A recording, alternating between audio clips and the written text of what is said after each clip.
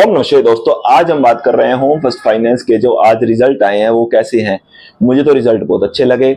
Result ऐसे थे कि आपकी जो रिवेन्यू ग्रोथ थी वो 26% के ईयर ऑन ईयर ग्रो हुई, और जो क्वार्टर ऑन क्वार्टर भी 5% ग्रो हुई, और जो पैट था इनका प्रॉफिट आफ्टर टैक्स वो 43% के अराउंड ग्रोथ हुआ।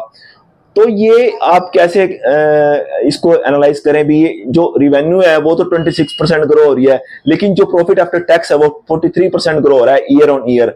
मतलब इनको ऑपरेटिंग लेवरेज मिल रहा है, मतलब इनके जो कॉस्ट है वो कम हो रही है, जो कॉस्ट टू इनकम रेशो है वो इनकी कम हो रही है। तो ये कह रहे हैं भी हम आगे भी इसको मेंटेन रखेंगे, इसकी जो क्रेडिट कॉस्ट है वो 30 to 40 के बीच में ही रखेंगे, 30 to 40 बेसिस पॉइंट के बीच में ही रखेंगे। लेकिन ये एक बहुत ही अच्छे रिजल्ट हैं। बस एक मेरे को थोड़ा सा कंसर्न लगा, जो इनके जीएनपीए बढ़कर आए हैं, 20 बेसिस पॉइंट से बढ़कर आए हैं। पहले 1.7 थे, अब 1.9 है, लेकिन फिर भी स्टेबल है। और एक अच्छी बात और है, रिटर्न ऑन असेट्स भी बढ़ा है इनका, 3.8 हो चुका है। बहुत ही अच्छे नंबर हैं मेरे हिसाब से। इसका पॉजिटिव रिएक्शन मिलना चाहिए इन कंपैरिजन टू। अगर आप एप्टस वैल्यू देखें तो एप्टस वैल्यू में क्या हुआ था, इन्होंने गाइडेंस घटा दी थी भी हम 22 to 23% ग्रो करेंगे आगे आने में, लेकिन जो होम फर्स्ट फाइनेंस की गाइडेंस है वो कह रहे हैं भी हम 30% ग्रोथ के इंजन से ही चलेंगे। तो इनकी गाइडेंस घटाने से भी एप्टस वैल्यू में थोड़ी कमजोरी आई थी, प्लस इनको ऑपरेटिंग लेवरेज भी नहीं मिला था एप्टस वैल्यू को। एप्टस वैल्यू की जितनी सेल्स ग्रोथ थी उतना ही उसका पैट ग्रोथ था, लेकिन जैसे मान लो एप्टस वैल्यू की सेल्स ग्रोथ थी 26% और पैट भी उनका 25-26% के थ्रू ही ग्रोथ हुआ था।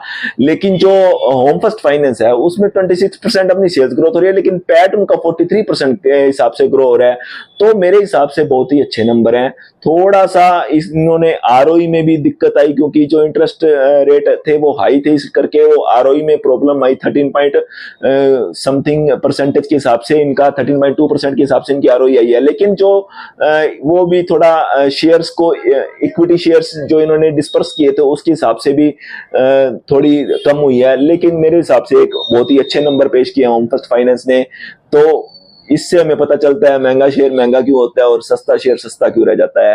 एप्टस वैल्यू ने कोई ग्रोथ नहीं दिखाई, ग्रोथ इन्होंने रिवेन्यू और उसमें दिखाई है, आगे भी कह रहे हैं, लेकिन थोड़ा टाइट होकर चल रहे हैं। लेकिन होम फर्स्ट फाइनेंस खुला बोल रहे हैं अभी हम तो ग्रोथ करेंगे, हम तो ग्रोथ ही करेंगे, 30% के इंजन से करेंगे। जैसे होम फर्स्ट फाइनेंस का आप देखें, एफआईएसडीएस लगातार माल उठा रहे हैं, वो किसी कारण से ही उठाते हैं।